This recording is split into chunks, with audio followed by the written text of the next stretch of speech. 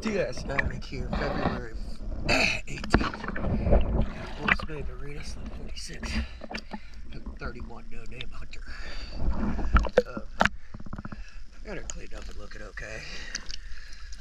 Your boot strap on the back that sits in the water is having a rough time.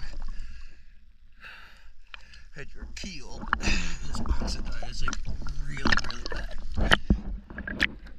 Pretty much across the whole surface.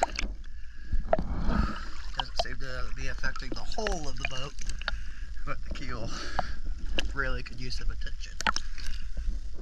Let's go take a look.